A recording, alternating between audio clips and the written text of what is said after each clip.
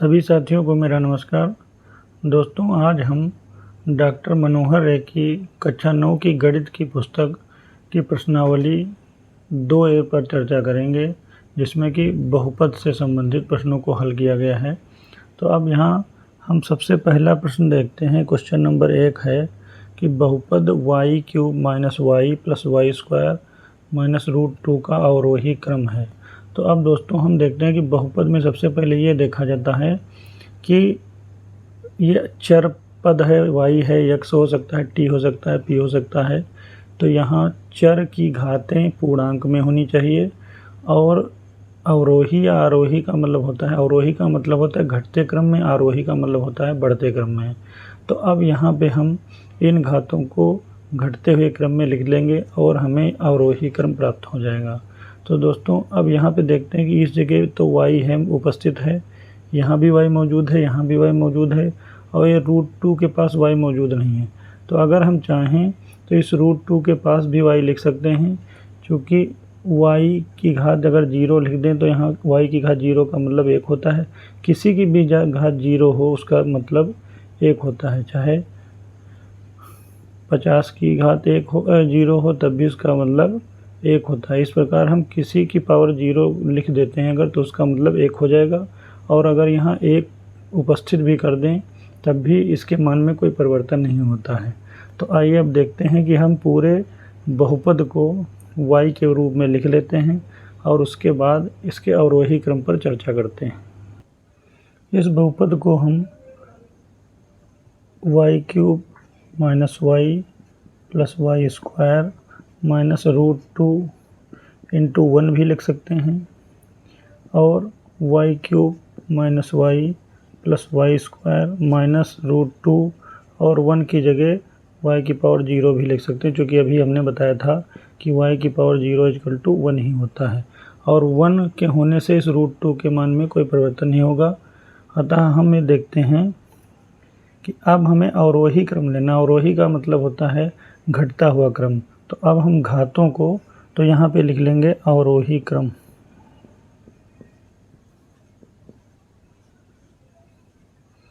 अवरोही क्रम में हमें इसकी y की घातों को घटते हुए क्रम में रखना है। तो अब हम यहाँ देखते हैं, यहाँ पे सबसे बड़ी घात y की घात 3 है, तो यहाँ पे इसको y की घात 3 लिख लिया। अब दूसरी घात y की घात 2 है, तो अब इसको चिन्ह सहित यहाँ से उठा के इसके पास में रखते हैं। हम इस व्यंजक में सबके चिन्ह सहित इधर से उधर परिवर्तन कर सकते हैं। जैसे y की घात 3 है, -y है, तो इस y का चिन्ह माइनस है, इसको हटा देते हैं।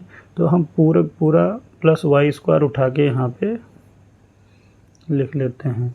अब इस 2 के बाद उससे कम संख्या y की घात 1 है, अर्थात इसको भी चिन्ह सहित हम उठा लेंगे। तो यहाँ पे लिख लेंगे -y।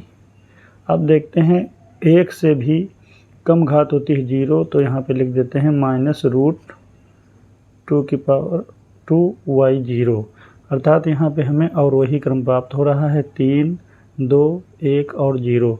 अब हम चाहें तो इस बहुपद को इस रूप में लिख लेते हैं, y⁴ को हटा देते हैं।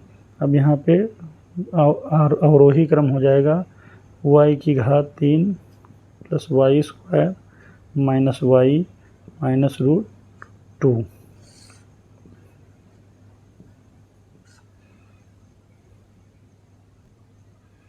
दोस्तों अब दूसरा प्रश्न है कि बहुपद x की घात 5 + 2x² + 3x + 7x⁴ + x⁴ 1 का आरोही क्रम है। आरोही का अर्थ है बढ़ता हुआ, अर्थात हमें इन घातों को बढ़ते हुए क्रम में लिखना है।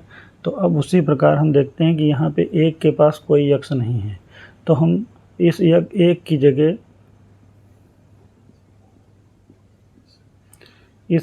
जगह हम x⁴ 0 का इस्तेमाल कर सकते हैं, जो कि हमने अभी बताया है कि x⁴ 0 का तात्पर्य 1 होता है। किसी की पावर 0 कर देने से उसका मान 1 हो जाता है। तो अब यहाँ देखते हैं, सबसे पहले x⁴ 1 + 2x² + 3x + 7x⁴ + x⁴ और +1 की जगह हम यहाँ पे x की पावर 0 लिख लेते हैं। अब हमको चूँकि आरोही क्रम में चाहिए, तो अब सबसे पहले हम आरोही क्रम में लिखने के लिए सबसे पहले हम सबसे छोटी घात वाला x उठाएंगे। तो यहाँ पे सबसे छोटी घात वाला x की पावर 0 है। उसके बाद x की पावर 1 वाला ये वाला व्यंजक है 3x, तो हम चिन्ह सहित कोई भी पद उठाते हैं। तो यहाँ पे x प्लस 3x हो जाएगा, इसकी पावर 1 हो जाएगी। अब हम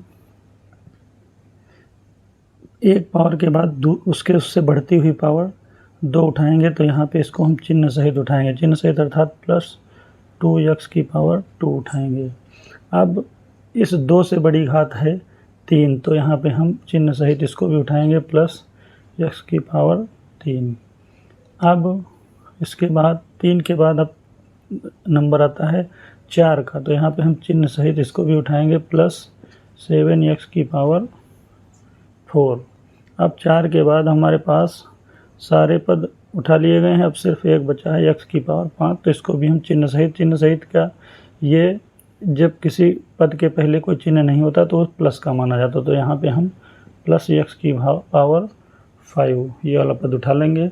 अब हमें ये व्यंजक आरोही बहुपद आरोही क्रम में मिल गया है, लेकिन अभी हम चूँकि x की पावर 0 हमने अपने हिसाब से लिखा था, तो अब हम x की पावर 0 को हम यहाँ पे फिर 1 लिख लेते हैं और बाकी यही पद सारे वैसी तरीके से लिख लेते हैं और हमें आरोही क्रम प्राप्त हो जाता है।